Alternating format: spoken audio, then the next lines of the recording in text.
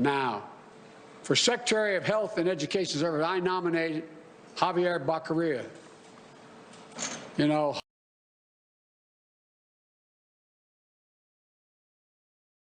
experience in the healthcare industry. His current job is Attorney General of California, and before that, he was a Democrat congressman. Not only is he unqualified to regulate the healthcare system, it's a gigantic department, he supports the effort to basically dismantle it.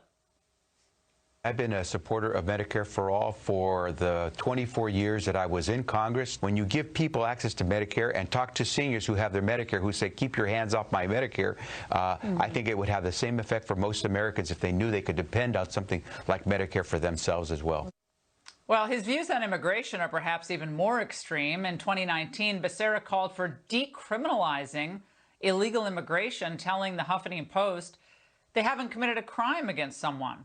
And they're not acting violently or in a way that's harmful to people. And I would argue that they're not harming people indirectly either. Moreover, Becerra's record as AG in California includes ruthlessly persecuting pro-lifers, especially people of faith. Perhaps his most infamous exploit is viciously targeting the Little Sisters of the Poor for resisting the Obamacare abortion coverage mandate. He sued to eliminate the nuns' exemption to this rule, and this callous multi-state effort was thankfully rebuked by the Supreme Court in July, as you recall. And that wasn't the first time. In 2018, the Supreme Court blocked Becerra from forcing pro-life crisis pregnancy centers to promote Planned Parenthood. And just weeks ago, the Supreme Court struck down state and local COVID mandates that effectively banned indoor religious services. Guess who vigorously enforced California's church crackdown? Dozens of times now, it's over 60, we've had to defend our governor's emergency declarations that try to limit activity that could lead to the contraction of COVID-19. Very fortunate we've been successful in court in defending those actions against all sorts of attacks. So you can go to Costco, go to all the stores, but can't go to religious services, according to him.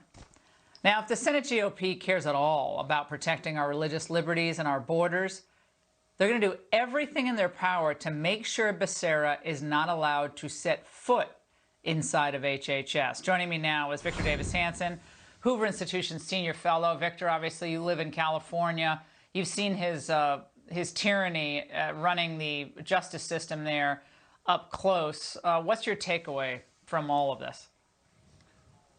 Well, he's a very effective, hardcore left-wing politician. He spent the last 40 years either running for office or being an elected official or being an appointed official. He's got zero experience in the private sector. He knows nothing about health care. He's our version, Laura, of Mr. Tedros at the World Health Organization that was the first director to have no MD, and we know how that worked out. He has no health experience whatsoever. It's ironic, Donald Trump had, you remember Tom Price was an MD, he oversaw a health care committee in Congress, and we had Mr. Azar ran a big pharmaceutical drug company. He'd worked for HHS. This man has nothing. But why was he appointed? And he was appointed because on every single issue dear to the left, open borders, abortion, changing the voting laws, Trump on derangement syndrome, he's not just been liberal or radical, he's been hardcore.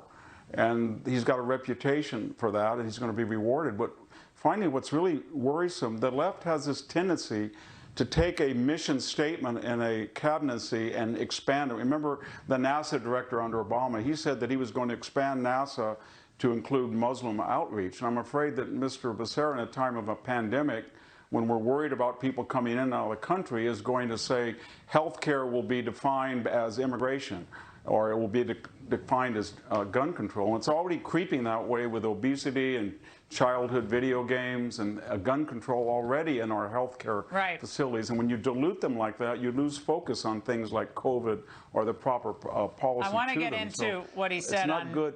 Yeah, I want to get into what I want to get into what he said on December 9th when he was introduced. Let's watch. Yeah. Javier spent a career fighting to expand access to health care, reducing racial health disparities, protecting the Affordable Care Act, and take on powerful special interests to prey on profit off of people's health. So how is he going to help small business? How is he going to do? He's focusing on, in the his other comment on race, on equity, and literally he says millions of small business owners are counting on us. Small business owners? What? Small business owners are going broke. They almost went broke the first time under Obamacare, and expansion will ensure that fact. Now, he's the wrong person for the wrong job at the wrong time, and he can do a lot of damage. He can do a lot of damage by redefining Medicare, for one, right in the middle of a pandemic. We used to say when you turn 62, there are certain benefits you waited your entire life for, and they're unique. And when you have Medicare for, as he said, for all, you have it for nobody. All right, Victor, thank you.